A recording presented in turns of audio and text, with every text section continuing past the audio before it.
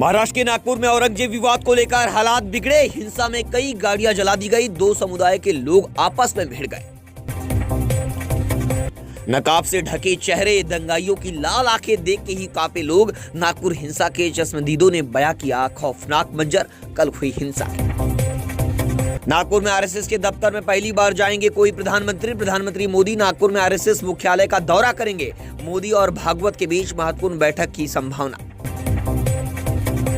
छत्रपति संभाजी महाराज पर बनी छावा फिल्म से भड़का औरंगजेब के खिलाफ गुस्सा। नागपुर हिंसा पर सीएम फडणवीस की कड़ी चेतावनी।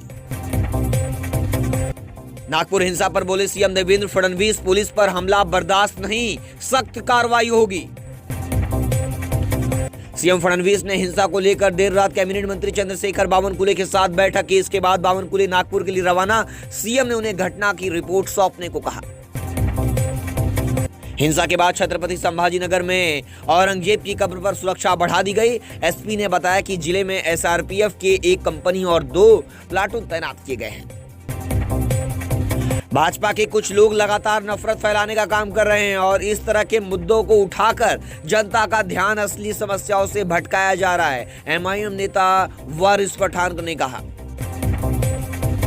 नागपुर में हिंसा होने का कोई कारण नहीं है। यह वह जगह है जहां आरएसएस का मुख्यालय है। ये देवेंद्र फडणवीस का निर्वाचन क्षेत्र है। हिंदुओं को डराने, अपने ही लोगों से उन पर हमला करवाने और उन्हें भड़काने और दंगा में शामिल करने का ये एक नया पैटर्न है। शिवसेना नेता संजय राउत का आरोप।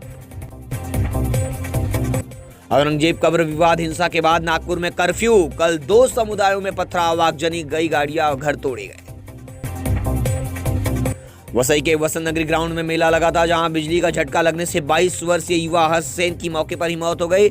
इस मामले में आसपास की सोसाइटी ने वीवीसीएमसी समेत विधायकों पर लापरवाही का आरोप लगाया।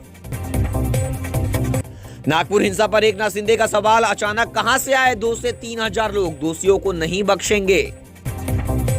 लाडली बहन योजना में गड़बड़ी, उप मुख्यमंत्री अजीत पवार बोले, अब सिर्फ गरीब महिलाओं को मिलेगा 1500 रुपए। महाराष्ट्र सरकार करेगी लाडली बहन योजना में सुधार। अजीत पवार ने कहा, अमीर महिलाओं को गलती से मिल रहा है पैसा, लेकिन पैसे नहीं लौटाने होंगे, लेकिन उन्हें योजना से बाहर किया जाएगा। मुख्यमंत्री देवेंद्र फडणवीस की तुलना औरंगजेब से किए जाने पर महायुति के विधायकों का गुस्सा। सोमवार को विधानसभा में कांग्रेस नेता हर्षवर्धन सबकाल पर फूट पड़ा।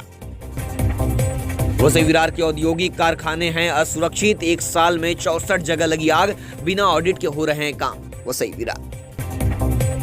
वसई के एवरसाइन में सड़क के काम की वजह से लोगों के घरों में जा रही धूल, सड़कों पर उड़ रही धूल खराब कर रही लोगों का स्वास्थ्य, वहीं वाहन चालकों को हो रही भारी दिक्कत। महाराष्ट्र के नागपुर में औरंगजेब की कब्र को लेकर भड़की हिंसा। 2 गुटों में जमकर झड़प, सरकारी संपत्ति को भी नुकसान।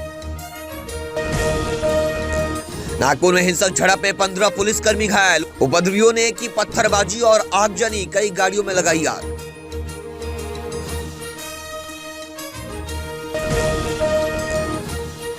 नागपुर में हिंसा पर पुलिस का एक्शन, 47 उपद्रवियों हिरासत में, सुरक्षा के कड़े इंतजाम, सर्च ऑपरेशन जारी।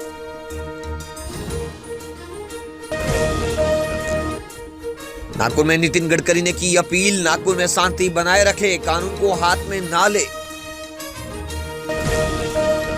महाराष्ट्र के मुख्यमंत्री देवेंद्र फडणवीस का बयान, अफवाहों पर ध्यान ना दे, प्रशासन का सहयोग करे।